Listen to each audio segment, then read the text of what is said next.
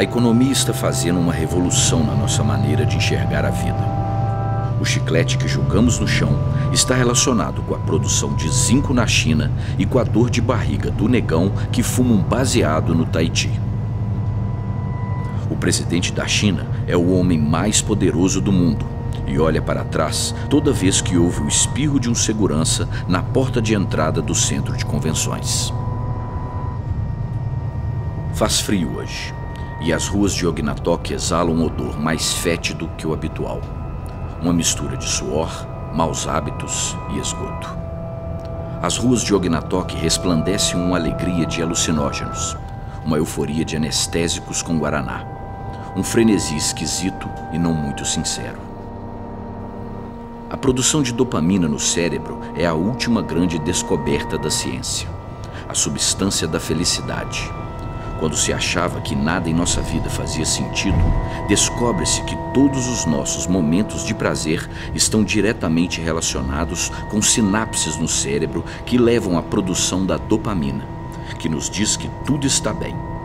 É tudo uma questão química, enquanto nós ingenuamente pensávamos que se tratava de distúrbios relacionais.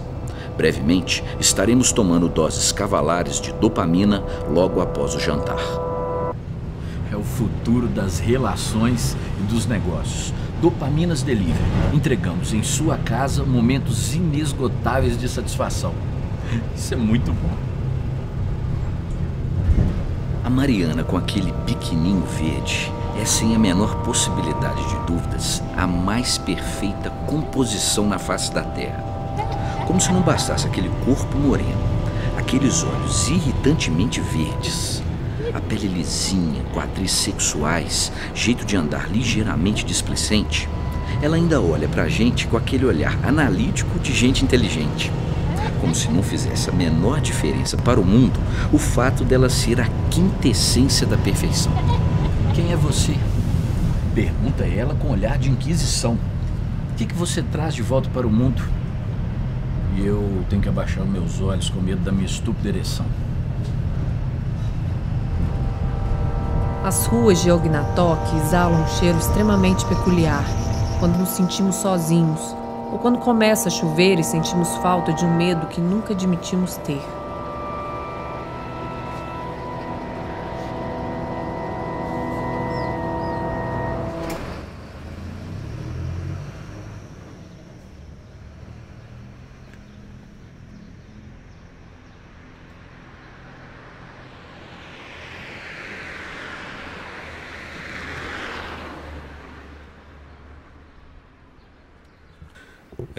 Rua Emengarda Neves, 732. Primeiro ponto depois do viaduto, desce a rua, vira segunda à esquerda.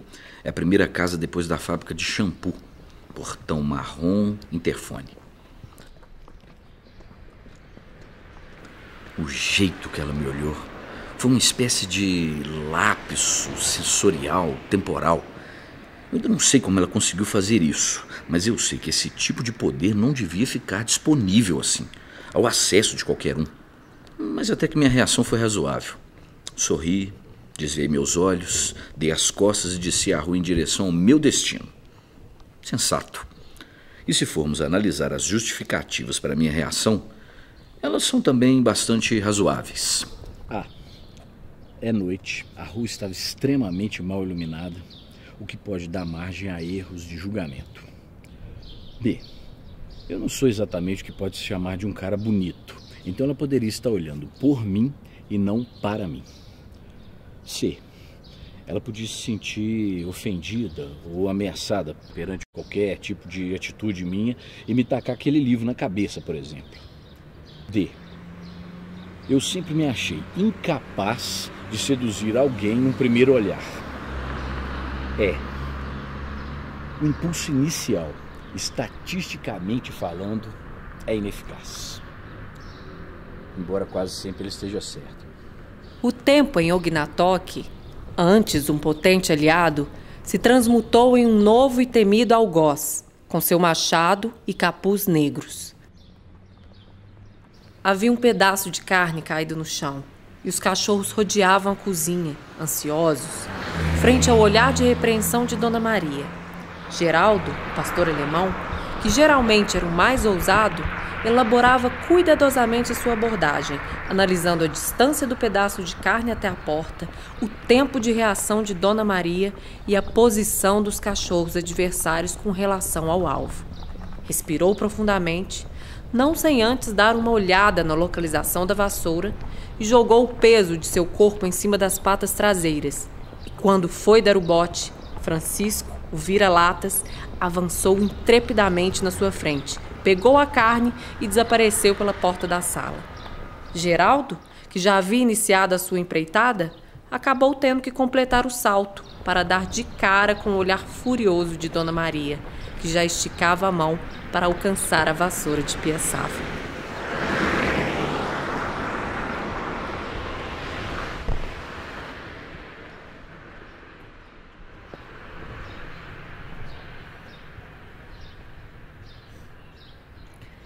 Ele podia ter se sentado ao meu lado, conversado comigo. Esquisito. Eu estava num processo de estranho êxtase cerebral. Êxtase cerebral é um estado no qual o nosso cérebro passa de um estado abdutor para abduzido. E o que é mais esquisito? Ele se sente bem com isso. Capítulo 12. A perspectiva inicial. A população de Ognatock estabeleceu para si uma maneira relativamente razoável para lidar com suas incertezas: a elaboração da não infelicidade. Frente à sua incapacidade de elaborar a felicidade e os resultados desagradáveis que a infelicidade proporciona, ela elaborou para si um projeto de forma a ofuscar essa inevitável infelicidade.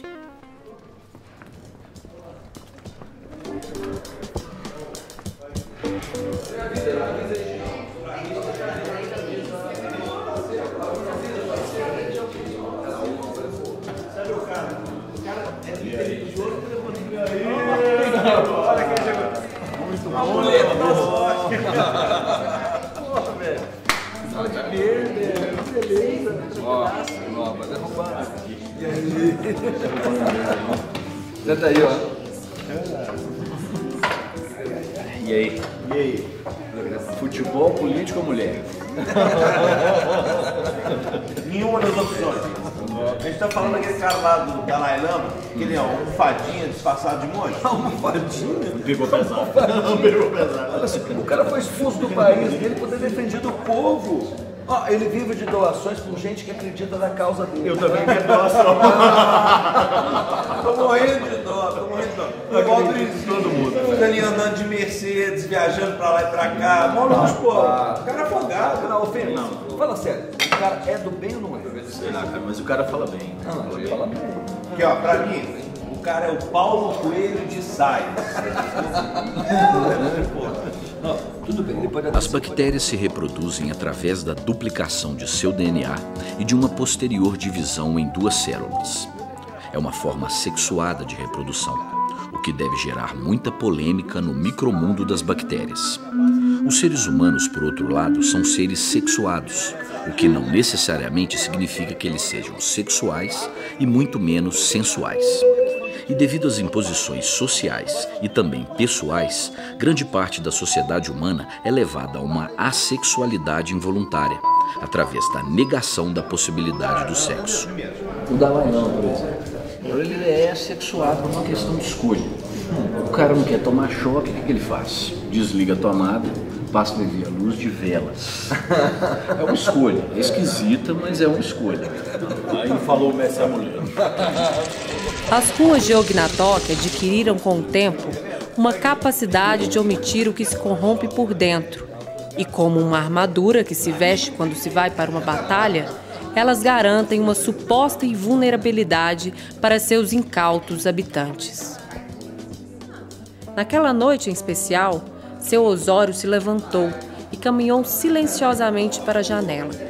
Os cachorros latiam com mais vontade e ele olhou para trás para ver se Dona Maria estava acordada. Seu Osório abre a janela e grita: "Quem tá aí?" E não ouve nada. Grita de novo: "Quem tá aí?" Até que ele consegue ouvir um gemido, quase um choro. vindo da varanda perto da porta. Cortou. Valeu. O pessoal foi bom? Valeu. Agora é o seguinte, valeu essa cena. Agora é close no corpo. Capítulo 13. O silêncio que antecede o fato. Amuleto se encosta no balcão, pede uma cerveja e percebe Emília lendo o livro sozinha na mesa. Sem entender muito bem por quê, ele percebe algo de atraente naquela mulher, que vai muito além de sua óbvia beleza. Pensa em como seria bom conversar com ela, falar de coisas aparentemente triviais, mas extremamente complexas, quando faladas por duas pessoas que se percebem. Mentalmente, antecipa o diálogo que manteriam. Amuleto diria: "Posso me sentar?" E Emília responderia: "Não, eu tô aqui lendo meu livro." E Amuleto diria: "Desculpa, é porque eu vi você aí sozinha, sentada." E Emília responderia: Tudo bem. Emília. E Amuleto diria: "Prazer, Amuleto. Tudo bem?" E Emília responderia: "Tudo bem, tudo ótimo. Hoje aconteceram várias coisas boas no meu dia e hoje, sei lá, eu tava precisando falar com alguém." Para começar, antes do trabalho, eu tomei um café com leite com bolinhos de chuva. Daquela padaria nova que abriu ali na Francisco Esculano com Rodrigo Farias, sabe? Bolinhos de chuva. Você acredita? E Amuleto diria: "Não acredito, que ótimo! Com aquele açúcar refinado por cima?" E Emília responderia: "Evidente."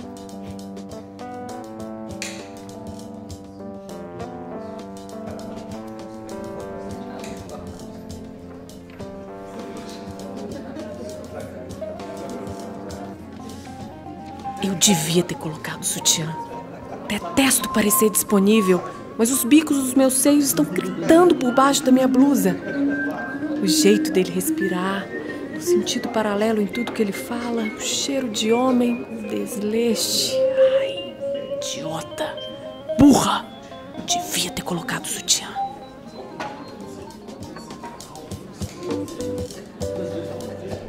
O verbo borboletear tem como referência o voo aparentemente aleatório da borboleta.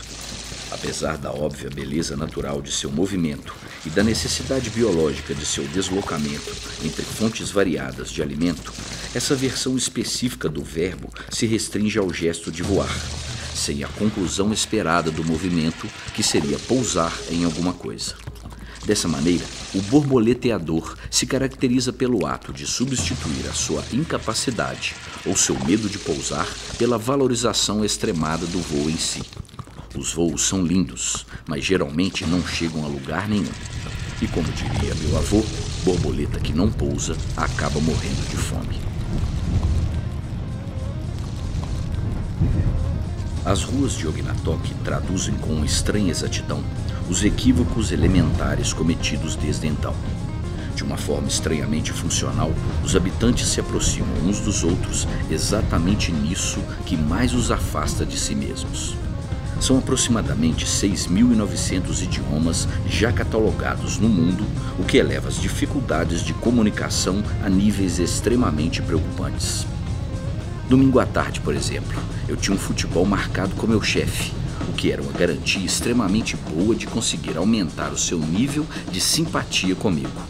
Ao invés disso, fui parar em um clube na favela Bala Quente, só para ver a Mariana com seu inevitável biquininho verde, brincando de pular na piscina, jogar água em nós, que fingimos irritação só para vê-la repetindo a cena. Quando ela veio se sentar do meu lado, com aquele olhar maroto, balançando os cabelos para me molhar mais ainda, eu percebi que esse idioma ainda não tinha sido catalogado. E que o mundo é muito irônico nessa língua única que ele fala.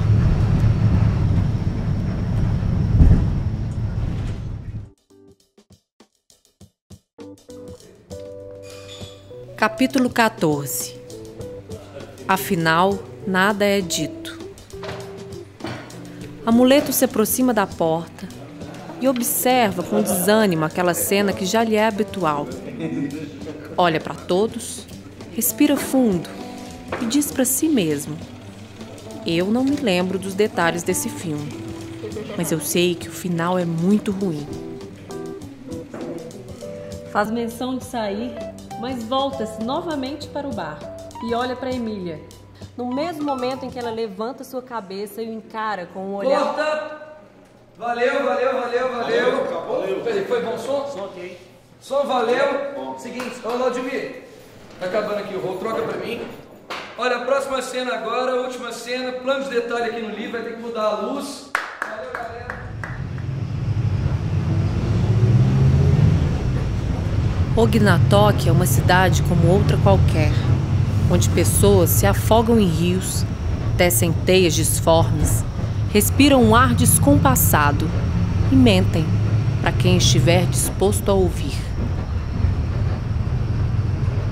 Embora eu possa sentir o seu calor, o seu cheiro, o ritmo da sua respiração, de uma maneira que é quase impossível de qualificar, ela vai descer no próximo ponto e eu vou dizer: tchau, muito prazer. Eu te ligo. Com uma estúpida certeza de que a simples presença da minha mulher nunca vai me deixar ligar. Tambores pipocam naquela noite úmida de Ognatoki, enquanto tento recuperar o que me resgata daquelas ruas. Ruas com suas fantasias de Pierrot e seu sorriso constante pintado no rosto.